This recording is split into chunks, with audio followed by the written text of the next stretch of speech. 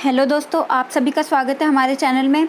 आज मैं आप सबके साथ लेकर के जुड़ी हूँ एक ऐसा टॉपिक जो चैप्टर तो है क्लास 7th का, लेकिन हर एग्ज़ाम में पूछा ही जाता है। आप कोई भी एग्ज़ाम देंगे जैसे कि DSSB, KVS, NVS, CTET, UPTET या कोई भी अदर एग्ज़ाम आप देंगे तो आपको इसका क्वेश्चन मिल ही जाता है। तो आज का हमारा टॉपिक है वाक्य और उसके भेद। इस पर कोई ना कोई क्वेश्चन आपको एग्ज़ाम में देखने के लिए मिल ही जाता है हमेशा। तो आज हम इसलिए ये इम्पोर्टेंट टॉपिक लेकर के आए हैं।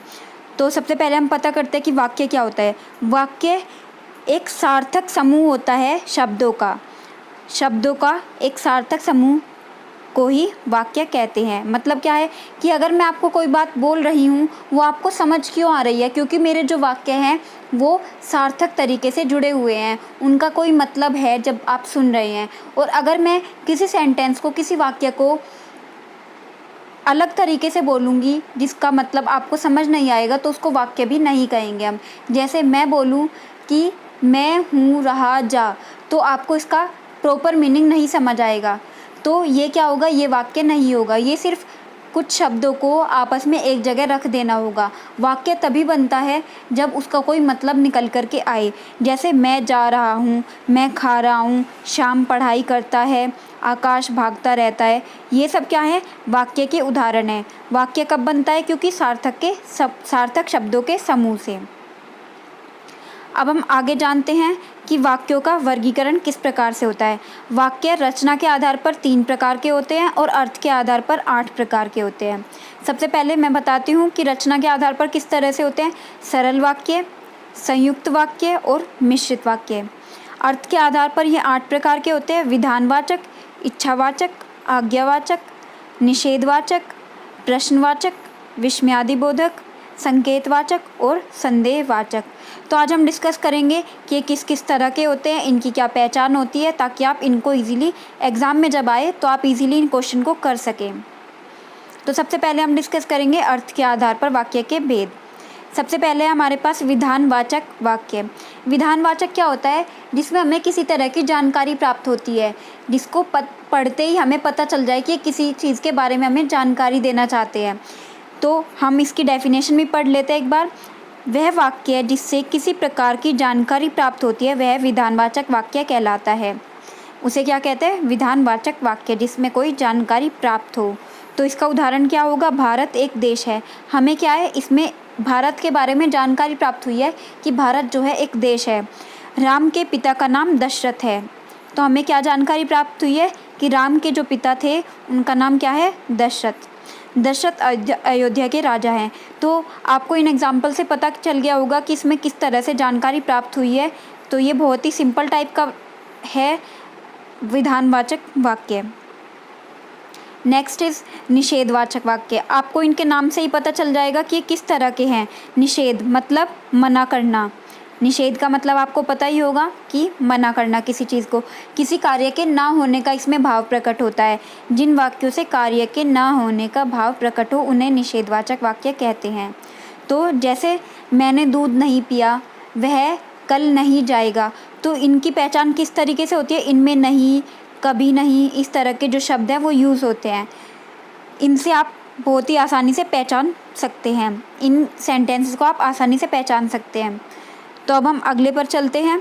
इन सभी वाक्यों की एक खास पहचान है कि आपको जब ये नाम पढ़ेंगे आप पहचान जाएंगे कि कौन सा वाक्य का प्रकार है। जैसे ये प्रश्नवाचक वाक्य है हमारा अगला, तो आपको इसके नाम से ही पता चल गया होगा कि इसमें प्रश्न पूछा जाएगा। हम इसकी डेफिनेशन पढ़ते हैं। वह वाक्य जिसके द्वारा किसी प्रकार प्रश्न किया जाता है वह प्रश्नवाचक वाक्य कहलाता है। जैसे भारत क्या है, वह कौन है, तुम कब आओगे, ये सब क्या है, प्रश्नवाचक वाक्य है। इसमें प्रश्न सूचक शब्द यूज़ होते हैं, जैसे कि कब, कहाँ, क्या, क्यों आदि शब्द इसमें यूज़ होते हैं। और इसका एक और सिंबल होता है जिसको कहते हैं प्रश्न सूचक चिन्ह। ये होता है क्वेश्चन मार्क। ये आपको हर सेंटेंस में लगा हुआ मिलेगा, हर वाक्य में लगा हुआ मिलेगा। जैसे कि आप इन तीनों सेंटेंसेस में देख सकते हैं, तीनों जगह ये लगा हुआ है। तो आप इस तरीके से भी इनकी पहचान कर सकते हैं और बाकी इन शब्दों से कर सकते हैं, जैसे क्यों, कहाँ, कब, कौन, कैसे, इस तरह के शब्द इसमें प्रयोग होते हैं। अब हम चलते हैं हमारे अगले पर, वो है आज्ञावाचक वाक्य। अब आप इसके भी नाम से इसको याद कर लीजिए, आज्ञावाचक वाक्य मतलब इसमें कोई आज्ञा दी जाती है। वह वाक्य जिसके द्वारा किसी प्रकार की आज्ञा दी जाती है या प्रार्थना की जाती है, यह आज्ञावाचक वाक्य कहलाता है। तो इसके उदाहरण कैसे होंगे? कृपया बैठ जाइए, तो इसमें क्या है? आज्ञा दी है कि आप बैठ जाइए, या फिर किसी से प्रार्थना की है, इसमें कृपया लगा है तो इसमें प्रार्थना होगी। अगर सिर्फ होता कि बैठ जाइए तो ये होता आज्ञा। शांत रहो, ये आज्ञा। कृपया शांति बनाए रखें, ये होगा प्रार्थना। तो आज्ञावाचक वाक्य में क्या होता है? किसी से प्रार्थना की जाती है या फिर आज्ञा दी जाती है। तो इस तरह के वाक्य क्या होते हैं? आज्ञावाचक वाक्य। विस्मयादिवाचक वाक्य, अब हमारे पास ये है। इसका सबसे पहले मैं आपको सिंबल बता देती हूँ। सिंबल इसका ये होता है ताकि आप इन सेंटेंसेस को, इन वाक्यों को आसानी से समझ सकें और पहचान सकें। वह वाक्य जिससे किसी प्रकार की गहरी अनुभूति का प्रदर्शन किया जाता है, वह विस्मयादिवाचक वाक्य कहलाता है। जिसमें हम स्ट्रॉन्ग फीलिंग्स अपनी दिखाना चाहते हैं, उसे विस्मयादिवाचक वाक्य कहते हैं। जैसे इसका एग्जाम्पल क्या है? आहा, कितना सुंदर उपवन है। इसमें क्या है? सुंदर की उपवन की जो सुंदरता है वो हमें बहुत अच्छी लगी। सुंदर उपवन जो है हमें बहुत अच्छा लगा, तो हमने अपने आहा शब्द से उसको दर्शाया है। ओह, कितनी ठंडी रात है। तो ये क्या है? हमारी स्ट्रॉन्ग फीलिंग्स है, हमारी गहरी अनुभूति है किसी भी बारे में। तो ये हम किससे दर्शाते हैं? अपने शब्दों से। जैसे कि बल्ले हम जीत गए, तो हमें जीतने की खुशी है, तो हमने इसको कैसे दर्शाया? अपने शब्दों से। तो इसमें विस्मयादिवाचक वाक्य में क्या होता है? हम अपनी गहरी अनुभूति को अपने शब्दों से प्रकट करते हैं। हमारा नेक्स्ट है इच्छावाचक वाक्य। अब आप इसको भी इसके नाम से याद कर लीजिए, इच्छावाचक वाक्य, जिसमें अपनी इच्छा या आकांक्षा हम दर्शाते हैं। जिन वाक्यों में किसी इच्छा, आकांक्षा या आशीर्वाद का बोध होता है, इन्हें इच्छावाचक वाक्य कहते हैं। जैसे भगवान तुम्हें दीर्घायु करे, कि हमने अपनी इच्छा, आशीर्वाद दिया है कि भगवान तुम्हें लंबी आयु दे। हम किसी को नए साल पर नया साल मुबारक क्यों करते हैं? क्योंकि वो हमारी इच्छा होती है, आकांक्षा होती है, किसी के लिए आशीर्वाद होता है कि उनका जो नया साल है वो मंगलमय हो। तो ये सब क्या होंगे? इच्छावाचक वाक्य। हमारा अगला है संकेतवाचक वाक्य। संकेतवाचक वाक्य में क्या होगा? आप इसको नाम से ही पहचान सकते हैं, जिसमें किसी की तरफ संकेत किया जाता है। जिन वाक्यों से किसी संकेत का बोध होता है, उन्हें संकेतवाचक वाक्य कहते हैं। मैंने यहाँ पर ये जो डेफिनेशंस लिखी हैं, जो मैं आपको बता रही हूँ, ये सबसे सिंपलेस्ट फॉर्म में बता रही हूँ, ताकि आपको जल्दी ही पढ़ते ही याद हो जाए और इनके नाम से ही याद हो जाए। जैसे इसका एग्जाम्पल होगा, वो जो लड़का खड़ा है वो मेरा भाई है। तो ये क्या हुआ? संकेतवाचक वाक्य हुआ। मैंने संकेत करके कहा अपने भाई की तरफ कि वो जो लड़का खड़ा है वो मेरा भाई है। इसमें इस तरह के शब्द भी यूज़ होते हैं, जैसे कि उधर, राम का मकान उधर है, इधर आ जाओ। तो ये सब क्या होंगे? संकेतवाचक वाक्य। अब नेक्स्ट है संदेहवाचक वाक्य। इसमें क्या होगा? आप इसके नाम से इसको भी याद कर सकते हैं, संदेह होगा इसमें। जिन वाक्यों में संदेह का बोध होता है, उन्हें संदेहवाचक वाक्य कहते हैं। जैसे इसमें क्या शब्द का प्रयोग होता है?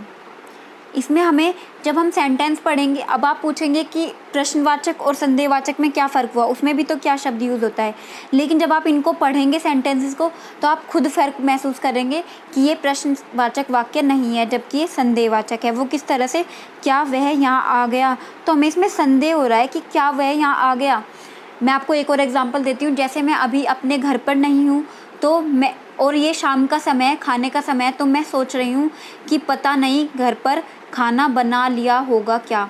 तो ये क्या है? मेरा संदेह है कि पता नहीं घर वालों ने खाना बनाया है, खाया है या नहीं। तो इसमें हमें संदेह प्रकट होता है। तो इस तरह के वाक्यों को क्या कहते हैं? संदेहवाचक वाक्य। तो यहाँ पर हमारे अर्थ के आधार पर वाक्य के भेद खत्म होते हैं। अब हम डिस्कस करेंगे रचना के आधार पर वाक्य के भेद। आप जाकर के जल्दी से चैनल को सब्सक्राइब कर दें, लाइक कर दें और शेयर कर दें। अब हमारे पास रचना के आधार पर सबसे पहला भेद है सरल वाक्य। सरल वाक्य क्या होता है? इसके नाम से ही पता चल रहा है, सिंपल होते हैं, साधारण होते हैं। किस तरह से? जिसमें एक ही विधेय होता है और एक ही उद्देश्य होता है। उद्देश्य मतलब सब्जेक्ट, और ये ऑब्जेक्ट, विधेय। इसमें एक ही सब्जेक्ट होता है और एक ही ऑब्जेक्ट होता है। किस तरीके से? मुकेश पढ़ता है, इसमें जो मुकेश है वो उद्देश्य है और पढ़ता है विधेय है। तो आप देख सकते हैं इसमें सिर्फ एक सब्जेक्ट है और एक ही प्रेडिकेट है। तो इस तरीके से आपको पता चल गया होगा कि सरल वाक्य क्या होंगे, बिल्कुल सिंपल होंगे, आप उनको देखते ही पहचान लेंगे। जैसे एग्जाम्पल, मैं खा रही हूँ, पी रही हूँ, राकेश ने भोजन किया, ये सब क्या होंगे, सरल वाक्य के एग्जाम्पल होंगे। नेक्स्ट है हमारे पास संयुक्त वाक्य। अब इसमें क्या होगा, जिन वाक्यों में दो या दो से अधिक सरल वाक्य आपस में जुड़े हुए हों उनको कहते हैं संयुक्त वाचक वाक्य। इनमें कैसे होता है, जैसे कि वह सुबह गया और शाम को लौट आया। इसमें दो जो सेंटेंसेस हैं, दो जो वाक्य हैं वो और से जुड़े हुए हैं, तो ये क्या होगा, संयुक्त वाक्य। इसमें क्या होगा कि अगर आप दोनों को अलग अलग करेंगे तो आपको एक का मतलब ज़रूर मिल ही जाएगा, या फिर कई बार दोनों का भी मतलब आपको अलग अलग, अगर मैं इन दोनों सेंटेंस को अलग कर दूँ तो दोनों का अलग मतलब आपको समझ आ जाएगा। वह सुबह गया, शाम को लौट आया, तो ये क्या होगा, संयुक्त वाक्य। इसका और एग्जाम्पल देखते हैं हम। प्रिय बोलो पर असत्य नहीं, इसमें किससे जुड़ा हुआ है, पर से। नेक्स्ट में और से जुड़ा हुआ है, इसकी तलाशी लो और घड़ी मिल जाएगी। करो या मरो, मोहन एक पुस्तक चाहता था और वह उसे मिल गई, तो ये सब क्या होंगे, संयुक्त वाक्य। अब हमारे पास नेक्स्ट है मिश्रित वाक्य। इसमें क्या होता है, जिन वाक्यों में एक मुख्य या प्रधान वाक्य हो और दूसरा आश्रित उपवाक्य हो, मतलब एक जो है दूसरे पर डिपेंड करेगा। इसमें एक डिपेंड होगा और एक इंडिपेंडेंट होगा, तो इसमें क्या होगा, मिश्रित वाक्य होगा। वो किस तरह से, जो ही उसने दवा पी वह सो गया, तो इसके ऊपर उसका सोना डिपेंड कर रहा है। जैसे उसने दवा ली वैसे ही वो सो गया। इसमें जो तो, यदि तो, कि, इस तरह के जो शब्द हैं वो जुड़े हुए होते हैं। हम इसके और एग्जाम्पल देखते हैं। यदि परिश्रम करोगे तो उत्तीर्ण हो जाओगे, तो इसमें क्या कंडीशन दी हुई है कि अगर तुमने परिश्रम किया सिर्फ तभी उत्तीर्ण होगे। मैं जानता हूँ कि तुम्हारे अक्षर अच्छे नहीं बनते। वह जो लड़का है छोटा है, यह वही बच्चा है जिसको बैल ने सींग मारा था। तो ये सब क्या एग्जाम्पल होंगे, मिश्रित वाक्य के। तो आई थिंक आपको ये वाक्य के भेद पता चल गए होंगे। जैसे कि मैंने आपको बताया, दो तरह के वाक्य को डिवाइड किया जाता है, रचना के आधार पर और अर्थ के आधार पर। मैंने आप सभी को उनके टाइप्स, उनके एग्जाम्पल के साथ समझा दिए। अगर आपको अच्छा लगे तो वीडियो को शेयर और सब्सक्राइब ज़रूर करें। Thank you.